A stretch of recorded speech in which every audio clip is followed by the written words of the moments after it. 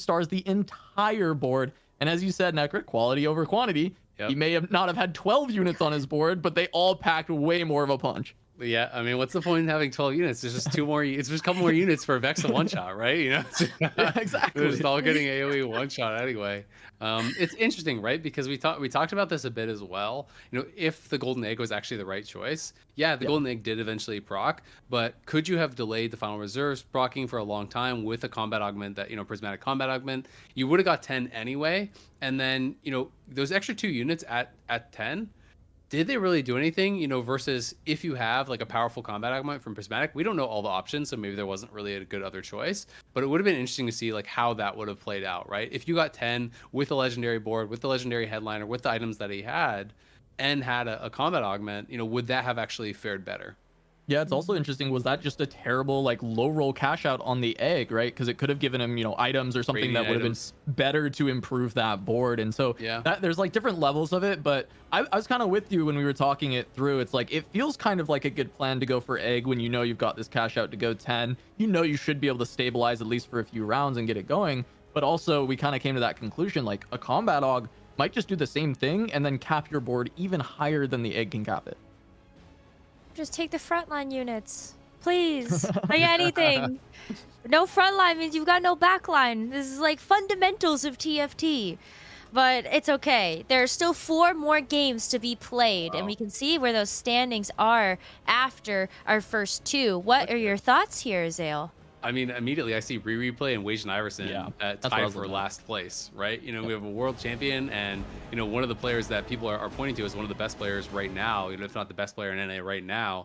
They're basically dead last. We had some other big names down there very low as well. Soju obviously having a much better second game. Looks like he got a second because he went 8th in game number 1, so up to 8 points now. But Robin Songs was down on that first page, you know, down near the bottom of the standings. Setsuko, he got 3rd and then a 4th, I guess, so he's kind of looking pretty good. You just have to get top half, I believe, to advance. But you know, there's definitely a lot of incredible players that are down near the bottom, and that's going to push you into playing a lot more risky styles, right? You can't just sit back and play, all right, I'm going to play for top 4 if you're getting like an 8th or an 8th 6th or anything like that. Yeah, I mean, that's the really big thing, just playing on, you know, this day 1, trying to get to the top half, is they're not fully eliminated because they just have to make top half, but they really have to, you know, get those top 4s in these next few these double first. Yeah, like that's a lot of them. Ripple, first, no problem. That's why I started laughing. I'm like, 5 people to get the first back to back. I was like, oh, okay, Darthnub, sure, right? But how many other people were gonna be joining Darthnub in that upper echelon of going back-to-back firsts? I guess so. Yeah, just hit. I mean, I thought it was really cool to see Kyun there, right? Because he started to really make his comeback in set 9, right? And so now in set 10, he's like starting off with a cup going 1-1, right? Like, that's really exciting for us to see. Oh my gosh. Yeah, I can't wait. We're going to reseed the lobbies during this break and see if maybe some of that good fortune can continue for some of those players. Can we get 1-1-1-1? I don't know. Maybe that's just crazy talk, but all that and more after this break.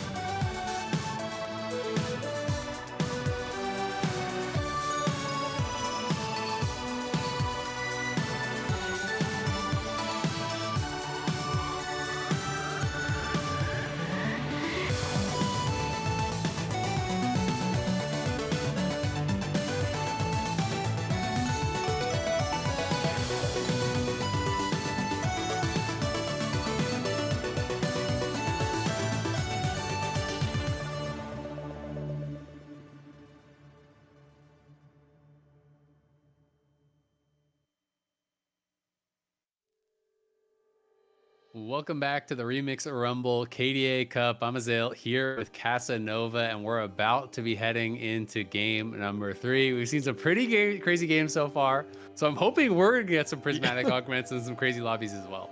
Yeah, I hope they didn't siphon all the caster luck as far as like they had all the getting fun. the wild games. They had all the fun. We're coming in here as Ale. It's like silver, silver, silver. You know, everyone's just playing very standard compositions. No, but I know you and I have been talking. We want the crab rib, and we want this group of players to give it to us. We got Degree, who is one of the players who went 1-1, and then we've got a bunch of very heavy hitters in this lobby.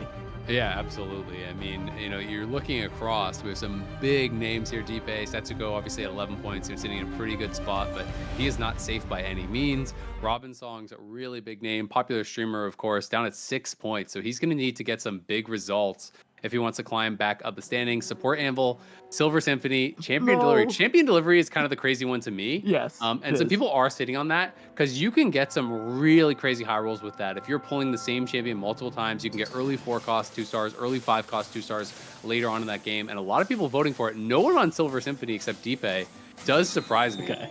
Support Anvil. I wanted Champion Delivery, man. I'm not gonna lie. I did too. I thought I had cursed us because I said we were gonna get silver, silver, silver, and then Silver Symphony popped up and Deepe was standing on it. But we are gonna kick off. We will get a support item for everyone at some point in this game, and we're just gonna jump on board with Robin. Oh, actually, no, it's the Anvil right out of the way. So we'll see. We'll see this as soon as people start popping it, probably on 2-1.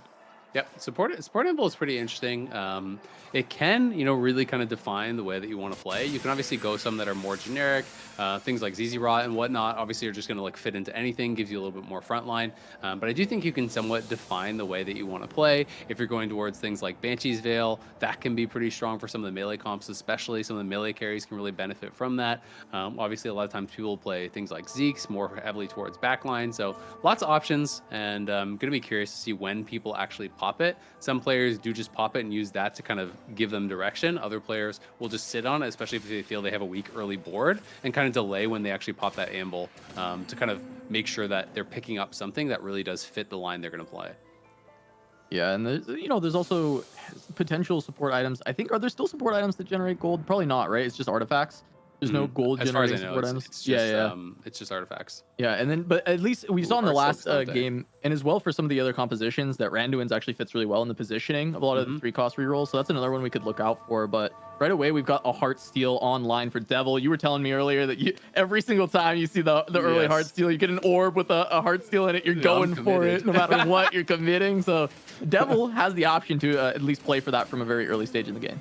Yeah, it's really, really strong. I mean, I just think Cassante is one of the best early headliners anyway. And, you know, you're going to be able to grab that. What doesn't kill you? Idealism. Idealism, I think, fits into a lot of stuff. Most people are just insta-clicking that now. Yasuo is reroll do right it. Here. Yeah, I mean, there's some Yasuo's on board, 5 already. Works really well with that. Works really well with Riven, with Yone. So there's lots of options. It's going to be another Twin Terror pick here for Robin Songs. I know this is a line that he does like quite a lot. Obviously a pretty weak starting board, but it's fine, honestly, to just lose streak with this and move towards, you know, that kind of stronger units later. At the very least, though, Eve Headliner with the second Eve is decent. It'll be interesting to see when he actually pops his support Anvil, and if he's going to try to play for something a little bit stronger. Yeah, I think this Eve is actually really strong, but the items are like not great so far, right? No, I mean, you've got some tank items, but you can't slam anything. Like feasibly, you can slam something like Gargoyles if you try and play like less frontline and more towards like additional backliners like 2Vex, 2 Twitch, and then you try and play around that Gargoyle Stone Plate, but I don't like it as an early slam anyways, right?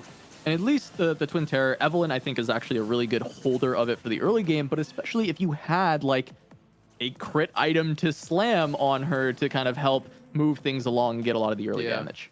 It's really interesting, right? Because to me, especially when I don't have anything I feel I can slam, I'm more likely to just play a weak board and go for lose streak to guarantee a good component on the carousel. But it's interesting that Robinsongs did decide to actually level up. You know, he slams Locket, so he's going to be a bit stronger there. You know, he's playing the Evelyn headliner, of course, but that means he may not actually get a good pick on the carousel. Here we have Devlis, who actually just took the item grab bag, I believe that is, right? Did just get one item, has IE blue buff. If this was last patch, I'd be like, sweet, I'm playing Ezreal. But on this patch, you know, obviously can play things like Vexamira. You can play a lot of different lines that do fit with that. But knowing that there's already a Twin Terror player, you know, it does mean that the line's gonna be a little bit more contested. And now Gargantuan Resolve, that basically only plays, it feels like, into melee 3-cost rerolls these days. Yeah, it's gotta be Yone or Riven, and so we kind of actually have quite a few players that are locked into their lines, right? So the Gargantuan is gonna be that Yone or the Riven. We have the Twin Terror that is probably going to try and play around Vex Twitch, but we have seen, you know, we did just see the Lulu line. It's potential that it could go somewhere else. Or did we just swap to the other side of the board? I think it's the other side of the board. Okay, okay. Yeah, this is Jason's board. Otherwise you're really sad if you see two people slamming Gargantuan. But we also saw the lock-in on. I'm pretty certain that's a Yasuo reroll commit with the Idealism and 5 Yasuos with the true damage Yasuo, and we saw this comp relatively popular in GSC. It wasn't doing very well, but I was saying I think Yasuo needs to be from a very specific spot, and this is actually meeting those conditions what Deepe had. So we'll see how Jason Java can convert this one into, you know, a Riven or a Yone board with the Gargantuan. Yeah, I mean, I feel like Yasuo reroll is kind of low-key underrated. I mean, I think you have to kind of go it from like a high roll spot. I don't think this is a comp that you just like force. But if you're just hand-wrapped, you know, a bunch of Yasuos early on, I think it can be really strong. When you look at some of the stats, it's actually one of the highest average placement comps in the game is that true damage Yasuo headliner. Idealism is one of the absolute best augments in the game for it as well. So if you can actually get that really early 3-star Yasuo, really start to stack the passive, it can be pretty powerful to kind of play those true damage edgelord lines. So it'll be interesting to see, you know, how early he hits. I will say though, I think it's a comp that, you know, you really do depend on those passive stacks for Yasuo to be powerful later. So you kind of have to hit early, and you have to be playing a reasonably strong board. Yeah, and so far Deepe has been losing quite a bit of rounds here, so I'm not sure that he's getting too many stacks. We also just briefly saw Degree having keepers. Really, that pretty much says that Degree wants to play Disco this game, so we'll see if Degree kind of pushes towards that. It's actually incredibly strong with Disco. It kind of went really under the radar for quite some time, and now people have been recognizing just how good that can be, especially for early streaking, which is funny because Degree is also losing a lot early game. So some of these people who it seems like they would have good starts, maybe the rest of the units on the board are not really lining up for it. Yeah, exactly. I think, you know, maybe just didn't have that strong board. It looked like he was playing, I mean, the rest of his units are not very strong. He has no items slammed, just the Locket. Tarek headliner is never that great. Pardon? Locket with keepers too doesn't feel that great. Yeah, it's kind of tough. I mean, that's one of the things that I do think is weird about this portal and just support items in general is sometimes, you know, like KDA is not that popular this patch, but KDA was someone who's really awkward with support items last patch. You know, finding kind of that position that you really want to have. We see Robinsongs, obviously you can't have everything on a KDA spot. This one actually works pretty well with the Locket. So he slammed IE Gargoyle. He did end up actually slamming that Gargoyle. So is going to be, you know, playing towards obviously the Executioner line that we're expecting with the IE. Gargoyle, not the best, but it is fine. Obviously, if you can 3-star one of those frontliners and kind of like solo frontline a little bit, you can start to get some value. But it's going to be interesting to me to see like where he actually positions the Locket. Like, is he going to put it on a backliner or a frontliner? Because at the end of the day, usually the standard Twin Terror comp has like 2 frontliners and that's it. So you're going to be getting very little Locket value. Yeah, I guess like it's pretty counterintuitive with the Stone Plate Slam as well, because you could play more frontliners, right? You could play 2 Amumu's, 2 Pantheons if you wanted to, and play around the Locket and get a lot of value that way. But when you have the Stone Plate, you really just want to throw the Amumu up there and bring everything else back. So maybe you can try and put it on like one of the supplemental frontliners and still put it in the back line, and it just gets the shielding and the extra stats, and maybe that works out. But I agree with you. It doesn't feel that amazing, but I'm going to jump on with Deepe here, and he's got an Edger Knight to go with this Idealism Hodge, and that's definitely a really strong early setup, but the board, it did not look very good yet. No, the board looks pretty bad, and he started with 5 Yasuos. He hasn't picked up any more. So, to me, it's like it's getting to that spot where, like, I've played the Yasuo reroll line a fair number of times. I get pretty nervous when, like, if I start with 5 Yasuos, I'm willing to actually like consider the line. But when you get all the way to Krugs and you haven't naturaled a single one, like, are you really going to roll down for it? Are you going to try to slow roll at 5 for it? Do you just abandon it and say, actually, I'm going to just use this to try to have some sort of a decent board until I could play Yone or something? I feel like it becomes a lot more complex because I don't know. It's one of those things where it's like if you're going to try to send it after Krugs for Yasuo reroll and you don't hit, like, you're just going dead 8th. Yeah, for sure. As we've been jumping around, I've been seeing a lot of Heartsteel. We saw Jason Java was actually lost streaking the entire stage, had Heartsteel in, but didn't actually have that much as far as stacks go for the Heartsteel. So I think it came in a little bit later. And then here for Devil, right? This is from kind of more of a win streak, a pretty strong board for the early game. But we'll see if like Devil actually just decides to play a pretty weak board going into stage 3, lost streak a little bit there, and then try and play for a bigger cash out. Items are also really weird, right? Because he has, okay, the BF helps because he has the Black Cleaver, which is obviously going to give you the shred. Now he has an IE to go along with that. So we'll see exactly what he wants to slam, but going to have some more options here. Looking at Degree's board, who is on that 5 loss streak. Is he going to go deeper with this loss streak? We'll have to find out. Picks up the Katarina headliner for now. So it is country Katarina. So he has that 3 country in. But the item economy is not the best. Just kind of has this one Shojin to play around. And we'll have to see what else he actually wants to put in, as far as items, or if he's just going to hold here. It looks like he just wants to go longer on this loss streak. Yeah, gonna play around the Katarina country. It feels like he did some, by the way. Yeah, he just made like a relatively strong board with the amount of shields that come in, but his damage is severely lacking. And as you said, right, no real slammable items. I mean, he's actually gonna win though, which I think is pretty bad for him. He played one of the weakest people. I don't know. I feel like when you're playing a weak board and you're already on 5 loss, like I kind of want to just lose another round or two. But at some point you have to stabilize. Deepe is honestly in a pretty bad spot. He did roll, so you can see he was at, I think it was 20 gold after Krugs, and he still needs 2 more Yasuos. So I feel like he's kind of got to hit pretty soon. It looked like there was 2 Yones on bench, but he's clearly not going for one of those more risk-averse lines. He's not deciding to kind of bail out of the Yasuo. He is like hard committed to it. So we'll see where he wants to go. Jason Java, is he going to raise the stakes? He took rolling for days. It will be very risky to raise the stakes from here because 4 loss when you're on 57 going into it, like you're basically going to be almost dead. I didn't see what he picked, so we'll have to catch that at some point. He raised the stakes. Okay. Right. Well, you gotta hope. This is where it gets hard. Like, I like playing these risky lines. They're a lot of fun, but you have to really be good at judging board strength because you need to play a board that's just good enough to kill units without ever winning. Because if you win, you're basically just screwed, right? Because you lose half the stacks and it cashes out immediately. So you basically get nothing. And you just took so much damage for no reason. So it's really, really tough. You have to be very, very good at evaluating board strength. Make sure you're strong enough to actually kill off units without being, strong enough that you can actually beat someone.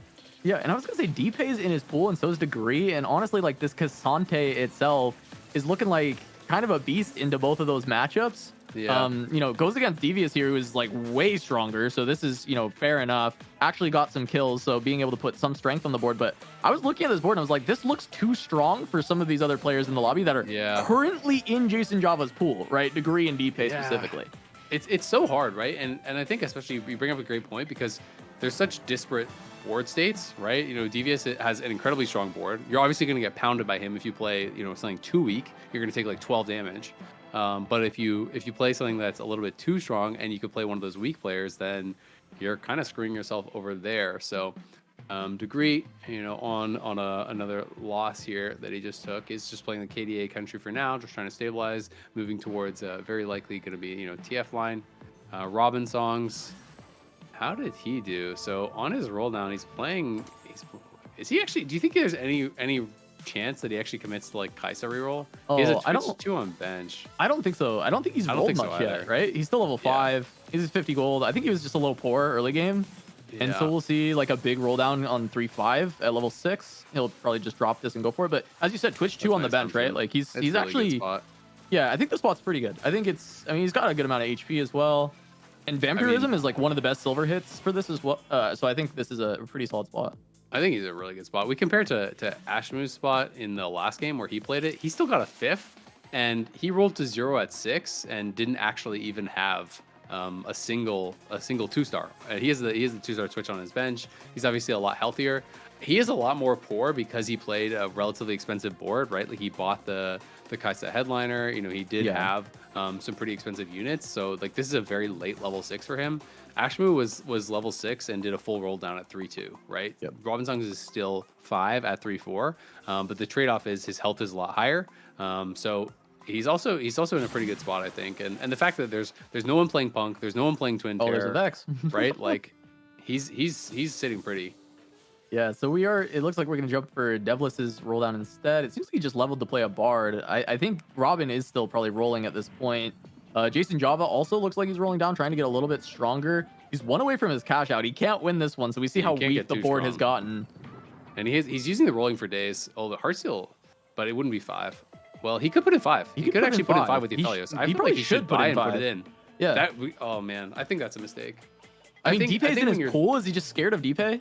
Like he's scared of beating Deepay? To it, I would honestly rather see him sell off the extra units and just play like the Heartsteel just play the 5. Yeah, I agree. Because it's like when you're this committed to it, it's actually such a big injection because you're doubling the stacks you get for that loss. So if you get a 5 Heartsteel loss, you're getting basically 5x the hearts, right? Like it's so much more. So you get yourself 200 up cash to out instead. Really big cash out. Yep. Like he probably would have got what, like a 250 or something cash out. Yeah, I think it would have been at least been that 200 cash out, right? Like the bare minimum, it would have been that 200 cash out. It definitely been worthwhile.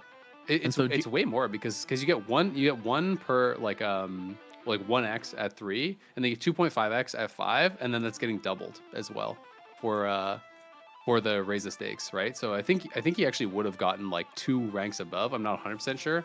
But it would be a lot that he would get there. And yeah, you have to buy the headliner for 1 round and so on. But like he held a lot of units on bench that like I don't even know if he's really going to use. So it's definitely a bit of an interesting spot. Here we have Setsuga's board, who I haven't really checked in on. He's on 5 streak. He's playing 5 Masha right now. Has an IE slammed. He has Idealism with a couple of those Hodges, and it's actually a Gnar headliner that he's playing for now. But Deepay does finally have that Yasuo 3, and the Yasuo 3 should be able to clean this up no problem. Yeah, with the changes to Gnar, I actually think he's such a good item carrier for 80 items right now because he delays his jump until a little bit after targeting.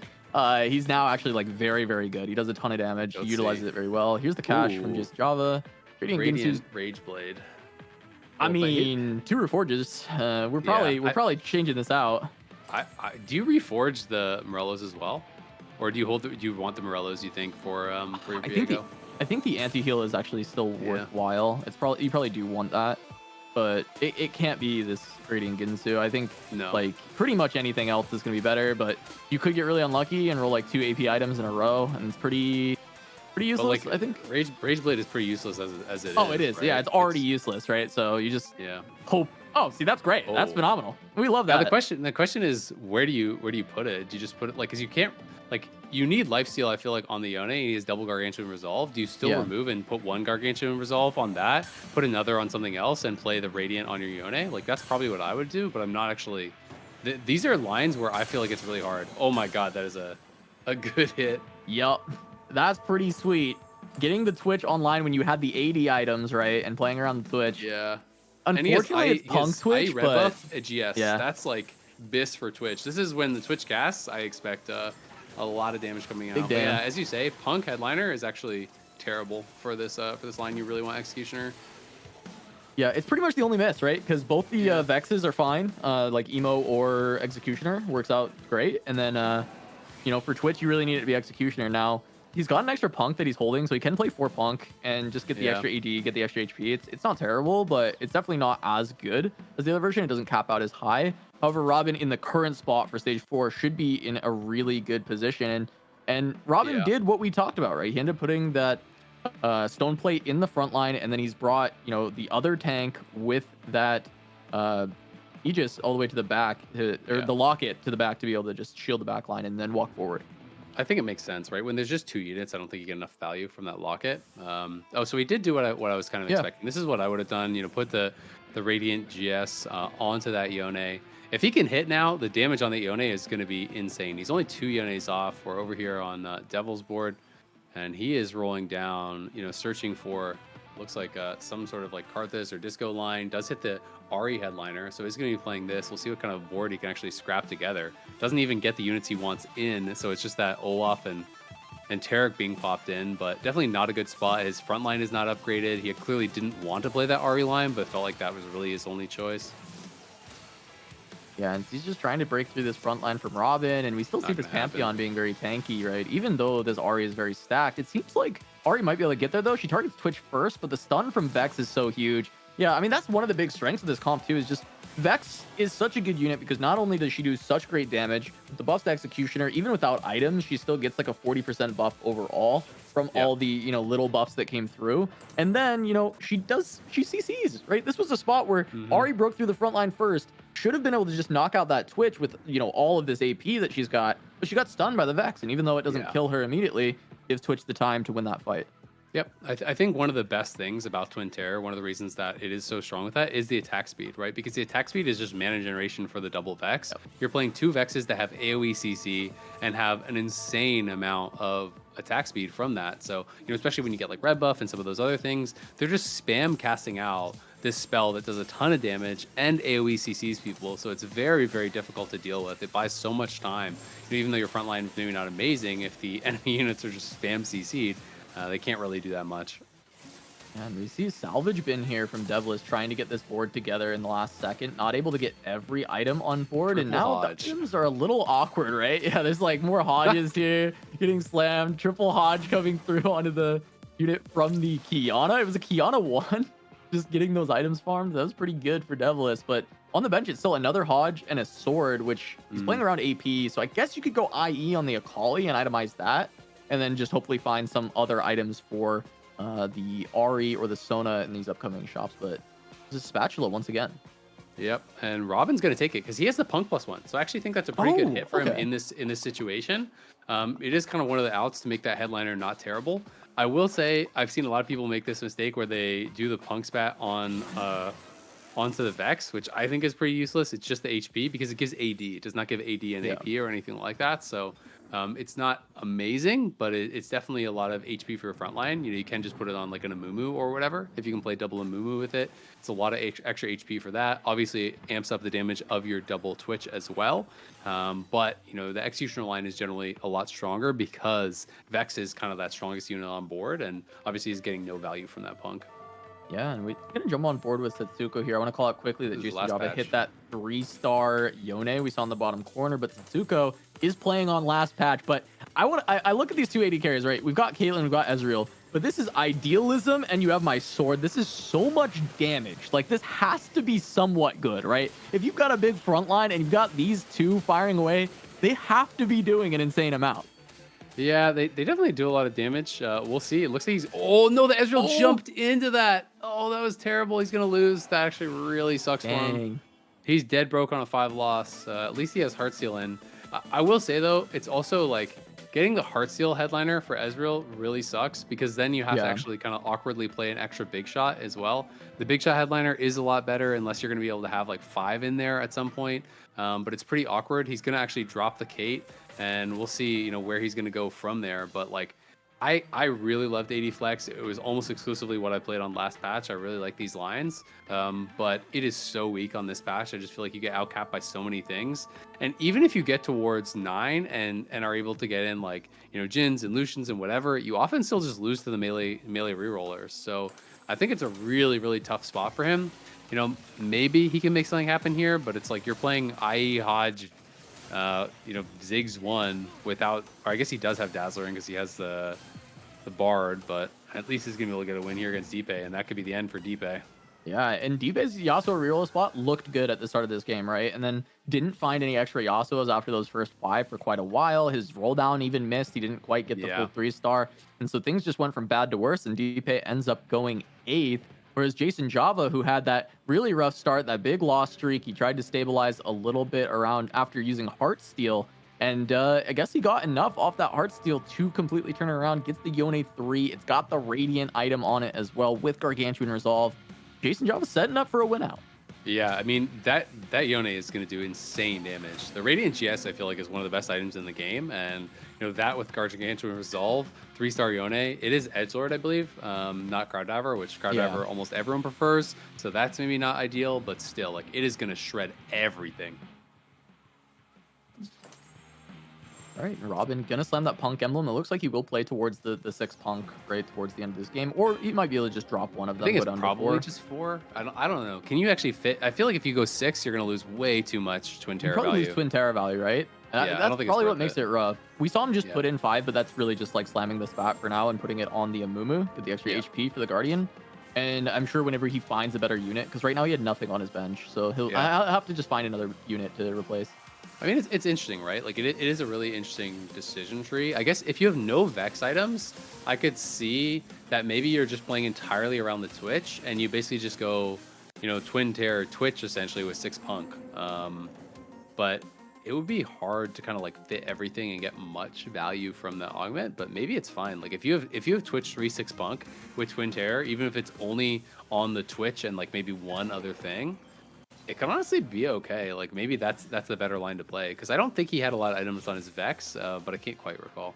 Yeah, I mean, it's also just the fact that Vex does so well even without items, and just getting that critical strike chance can help, and the CC is pretty invaluable, so it does become like even harder to make that decision and really judge where that should be. But wow, Devil finds a Kiana 2 with Pentakill, blue buff, Edge of Night. Jeez, and it's 7 Penta as well, right? So that's he's York 2 as well, by the way. York 2, wait, on level 8. Wait, how did he hit all this? Where did this come from? that is something. I'm just gonna tell you, if I was in this game, I would be complaining right now. Pinging him. I'd be question marking. I'd be maybe all chatting. This would be not a happy calling me. Mortdog on his personal phone. Yeah, exactly. Put up the beacon. Where's Mortdog when you need him? Oh, and it's with Remember Your Roots as well with the 7 Pentakill. Oh my God. The Executioners and the Pentakills just getting all of that benefit. Ah, that's crazy. That is crazy. All right, well, Setsuko is going to get a pretty decent cash out here. We'll see if we can get him enough economy to actually, figure out what to do. He has 5 Ezreals, but, like, kind of dead broke. I don't know. I mean, he has 28 HP. What was his cash out? His cash out was Zeke's. Actually pretty good. Yeah, that's not bad. Zeke's is pretty decent from here. He does have the MF2. He's holding a Jhin. But again, it's not Big Shot Headliner. If it was Big Shot Headliner, he could just be playing 4 Big Shot right now, put in the Jhin. He may still want to do that, but it's just, it's not the best. And his front line is not that upgraded. He does have the Poppy upgraded, the set upgraded.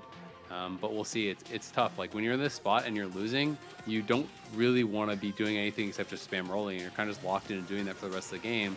But it's like, where is upgrades really going to come from, right? Like, is the Zac 2 going to make a difference? Probably not. Are you going to hit Alawi 2 on 8? Probably not. Are you going to hit Ezreal 3 with 0 gold? Probably not. Yeah, I mean, it just makes it incredibly hard to find upgrades, right? And I think the Zeke's, while it's big, it gives the damage rate. All he needs to do is crank up this Ezreal even more. And Poppy's a great tank. She's incredibly strong, but especially so in stage 4. Early stage 5, she does pretty well. And then the damage just starts to get too high. Oh my God, she another can't Punk maintain it. But that is insane. So, hey, we said, hey, maybe he can play 6 Punk. This is a way for him to play 6 Punk.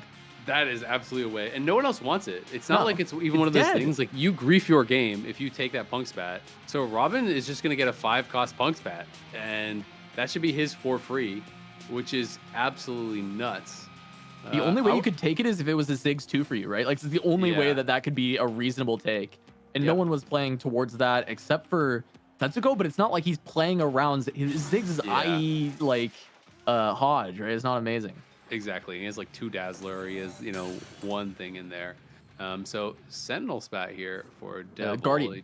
Oh, excuse me, Guardian. Yeah, my mistake. Does give him 2 Guardian there for the Yorick, so that's not bad. He upgrades the Mort as well, and because he actually did get both these legendary units upgraded, and he has 7 Pentakill, there's definitely a chance here. But he lost his last round. I'm really kind of curious who he lost to, because I feel like his board is pretty damn good. Like, I guess his front line was a little bit soft, right? But it is still like a Yorick too, even though the items aren't that insane. Maybe adding Guardian will make a pretty big difference here as well. Yeah. Kiana's got targeted by the Ahri here and then finally proc through onto the Edge of Night. Gonna start generating a lot of frontline items. The Ahri's still kicking. Yeah, it should be enough against Devilis here, but it feels like Devil doesn't seem as strong as it feels like he should be. Like, it's like this board looks like it should be way stronger than it's really showing. Yeah, it's not working out quite as well, but I would have really been interested to see like the round that he lost, like the way that he lost it or who he lost it to. Because I will say Twin Terror is just absolutely insane, and a lot of the power of his board is in those couple melee units, right? In the York and the Kiana. And if they're just getting spam feared by Vex, then, you know, maybe not going to be able to get too much done. Plus Twitch 3, you know, with all the items that he has, especially if he has 6 bunk in now, obviously he's going to do a tremendous amount of damage on that cast. So you might just be having your whole board kind of getting AoE down. It's also interesting, I feel like throughout a lot of the games that we've watched, a lot of people have been trying to play the disco line, but just not hitting it. And then they're kind of just ending up in this like KDA Ahri line, which I think is reasonably strong because it's not that contested, but it's definitely not as powerful as last patch. And I think it's not as good as the full disco lines. And I think we're going to see Degree losing this one. We'll see though that Kali in the back line has got to do a lot of work, and it looks like it's not even going to be close. This is more what I was expecting from Devil's board when I saw Kiana 2 York. That's what I thought too. I think he must have just lost to someone who's like even more high roll. Absolutely blasted Degree in that fight. And I mean, we're going to get another item for a lot of these players here, but you look at this lobby HP Azale. I mean, this is one of those games that feels so terrible when you were trying to preserve HP and no one is dying, right? We've got, you know, Riveting down to Degree. It's just 5 HP to 1, and that's 4th to 7th. It's going to come down to a lot in this first 6-1 fight to see where these placements shake up, because even Setsuko and Jason Java are not incredibly safe. They could still bot 4 from this spot. Yeah, they could. And I mean, Setsuko is kind of like in a solid spot right now. I think he had 11 points, so he's kind of, you know, been like top 4-ish in both of his games. I think he has enough HP that he's likely to top 4. Obviously, you know, when you come down to these late rounds and everyone's that low, let's be honest, a lot of it comes down to matchmaking RNG. Oh, right? yeah. You know, are you going to play someone weak, or are you going to play that strongest person that you have no chance against? Everyone's praying to dodge out a lot of these people. And hoping that, you know, their opponents do run into someone like Robin Song's just hit Pantheon 3. We haven't seen his board in a long time, but he has double Punk Spat. As far as I know, he has Punk Headliner. He just hit 8. He just got Pantheon 3. Robin is probably a death sentence for anyone who rolls into him, but we're going to see Degree and I'm Riveting very low HP going into their fights, and let's find out who's going to be able to take it. Yeah, I mean, jumping into this, Degree on the Ahri, but against the other side, it is the full pentakill board, and the Karthus is doing so much damage. The front line is good. This Zac is living for a very long time, but Ahri just can't chip through all of these little kind of units that are just all over the board, and because of that, Karthus easily takes it down. So we are going to see 1 dropping. Setsuko drops to 1. Degree falls with -7. Jason Java down to 2, so everybody's alive, Azale. We lost Degree, and that is all. Man, wait, Setsuko was at what, 19 HP or 19? He took 18 points of damage. He probably fought Robin. He had to fight Robin. That's horrible. That's horrible matchmaking for him. Because this could actually just be a 6th now. From what I thought I thought he had, you know, scrapped together a top 4 with how much HP he had. I think in the majority of situations you would get a top 4 from there. But like his board doesn't beat a lot of people because AD Flex just kind of sucks. So we'll see. I mean, this is a key round for him. He does have double Ezreal 2, has that big shot, has a Lucian in as well. And he is going to be going up against Devils, so we'll see if he's going to be able to actually survive here. Jason Java also in a potentially final round. Yeah, Jason does have... Oh, the Yone onto the Karthus in the back line. Jason should be able to lock it down because of that. And on the other side, Setsuko's going to win. His AD board did plenty into this Ahri. The Poppy's still alive. Both the Ezreal's cranking out so much damage. So that should be top 4 for Setsuko, top 4 for Jason Java. Yeah, and Setsuko actually must have got another Heartsteel cash out because he has a Banshee's Veil. So he got Banshee's Veil and Zeke. So that's a ridiculous amount of attack speed for the double Ezreal 2 that he actually has right now. So good job by him actually being able to kind of clutch out that top 4. Jason Java at 2, Setsuko at 1. We all know the Twin Terrors winning this lobby, I feel like. Oh, yeah. So, it's going to be up to who can actually get second. Who gets the Ghost board? Because Jason Java, you know, is he going to be playing a Ghost, or is he going to be playing as Robin songs? That could be the difference here. And Robin, you know, does look like he has 6 Punk. He even got in a Lowy. He has that Twitch 3, so he's just playing heavily around that. And, you know, is not even playing Twin Terror with the Vex. I think this is a smart choice, you know, given the board that he had. That Twitch is just going to be out of control. Yeah, it's the modularity of Twin Terrors, right? There's so many different ways that you can actually play around even just these, you know, 3 or these 4 units that you play the comp. When it casts. It didn't even heal that much, right? That was surprising. One more, though, and now it's ramped up. Right now, this is full health every time he casts. Twitch can't quite one-shot him, so actually, Jason Java has a matchup where he can beat Robin Songs. And Setsuko lived as well, but I don't know that Setsuko's board can get there. However, he did get those extra support items, and it is making these Ezreals pretty strong. Yeah, I mean, it's making a big difference. We'll see what he goes for. Picks up the Warmogs. We got Crowd Diver for Jason Java. So maybe he can get 6 Crowd Diver in with that emblem. I don't know if he has anything on bench or if he just needs to actually like roll and try to hit. But he's playing 4 Edgelord, which is already super awkward. So you could drop an Edgelord. You could play 6 Crowd Diver. That would actually maybe get him there. We'll see if he can actually hit that. Setsuko trying to figure out his board. He's 2 off Ezreal 3. That's obviously what you're praying for, but there's nothing really that he can sell. He's got some kind of like awkward items. Looks like a... Yeah, it's going to be tough. I mean, he does have 3 Jazz, but not that many traits to speak of. And Jason Java, did he get the 6 Crowd Diver? I can't quite tell. But has that Crowd Diver emblem in? Looks like he should have... Yeah, that should be it. That should be 6. And he's got a Ghost board, so he's going to live. And it's going to be Setsuko actually playing against Robin Songs. And this is going to be a tough matchup. I feel like the Ezreals have got to like both crit and both hit backline and one-shot the Vex, one-shot that Twitch, or he's probably screwed. Yeah, the Twitch gets hit, goes to half, so they both won't kill, even if they both go on it immediately. Here's the cast from the other Ezreal. It hits the Twitch, does not kill it, and here comes the Twitch cast, and that's going to do enough. Wow, Setsuko going to go down in 3rd. Jason Java did live. And so Robin, I mean, that's what we were expecting from those Twitch casts, right? Just deleting most of the board. And it's just the extra HP and stats that Jason Java has because of the 3-star Yone that makes the difference. And no, it's still just 4 Crowd Diver, actually. Yeah, he just moved it around to get 5 Edgelord. So he was playing 4 Edgelord, but now he's 9. And now for Robin Songs, his first is definitely in danger. But Robin has actually moved things around. He took out the 2nd Pantheon. He put in his 2nd Vex. So it really does feel he needs that CC. I agree. It's not like there's a QSS or anything like that on this Yone. So every little bit of CC is so important. But being able to kill off that Yone early on is so big, because if it gets that ramping spell vamp higher and higher and higher, it gets really tough. Both Vexes are on the opposite side, so the Yone's not going to get CC'd, and the Yone potentially could get to the backline here. It's getting close to that Twitch. The Twitch is on it, but will it actually turn and chop down that Twitch? And now it's on it, and I think Robin is going to lose. Yeah, he's gone, man. I don't think this Yone is going down with the Twitch dead. Yeah, but Robin will live one more fight, right? So positioning can be changed. And I do think that this fight was a positioning difference. I think this is winnable for Robin. There's definitely the opportunity there. What do you think? I feel like he should split his Vexes. He should have 1 Vex on each side, right? Like, yeah, just for coverage, just to make sure he's going to CC it. Exactly, because I actually think that if one of his Vexes is where his secondary Twitch is on the right side of his board, I say he wins that round.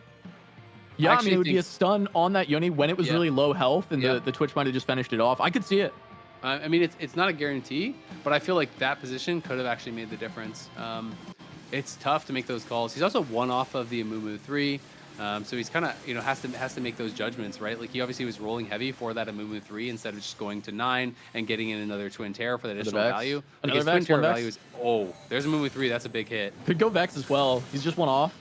Let's see if he can get it. He can sell the Pantheon. Yeah. He can sell. He can sell the Amumus as well. Oh, there it is. Yep. Okay. I mean, he's got to win, right? He has to win, right? He really should split the Vexes, though. I think it's a mistake to not have 1 over by his Twitch. Like, I feel like you want to have 1 on each side of the Twitch. You basically just need to have bodyguards. It's protect the president, right? Like, your Twitch is your damage. You're playing 6 Punk plus that. He has 1 next to. Okay, so I think this is smart. Like, he needs to have 1 beside it.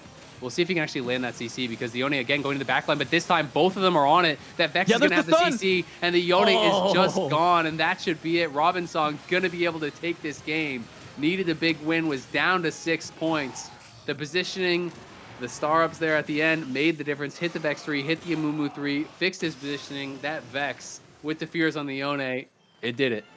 I mean, that's the Twin Terror high roll that I was talking about. It started showing just in general, right? This composition can get so crazy. We're even looking at a Yone comp like that, where you got Gargantuan, right? Like, that's ideal. You've got the Bloodthirster, and then you even have Demon Slayer on this thing. That should be an absolute beast. It was standing next to double Aegis of the Legion, so it had so many stats, and still it couldn't stand up to the even higher roll of Twin Terror, and then the extra punk spats, I think, really making the huge difference there to give the extra HP and that extra 80 to the Twitch. Yep, such an exciting game, but we are going to head to break before we're back for game number 4.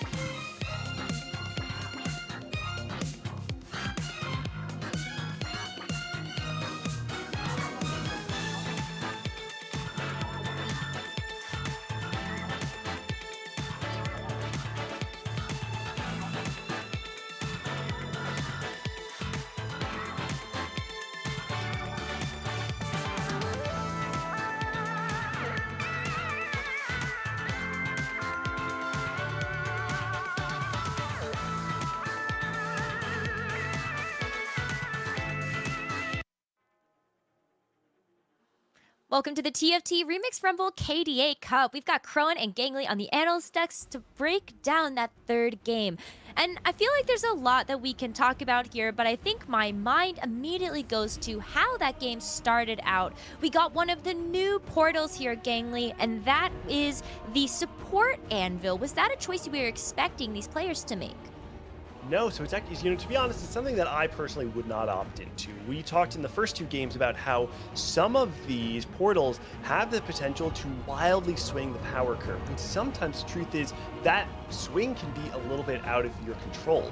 For some of these players, they may high roll into something like the Banshee's Veil or the Locket or the Zeke, something that gives them a very clear direction, especially in a meta where so many people are contesting the 3-cost reroll. I think a lot of players may not want to be locked out of those angles right off the bat. So personally, I was a little bit surprised, but I will say it was not the only thing that surprised me that game. We saw the raise the stakes come out of Jason Java, and I have to give a little bit of attention to this, right? Because we have talked about on the day how these players, there is no margin for error. Jason Java was sitting at 3 points, an 8th and a 7th going into that day, and he said to himself, you know what, I'm not just playing for placement. I need to make a big swing in the standings. And going into the third game of the day, it was the perfect inflection point of the tournament for him to make a big swing and earn that top 2.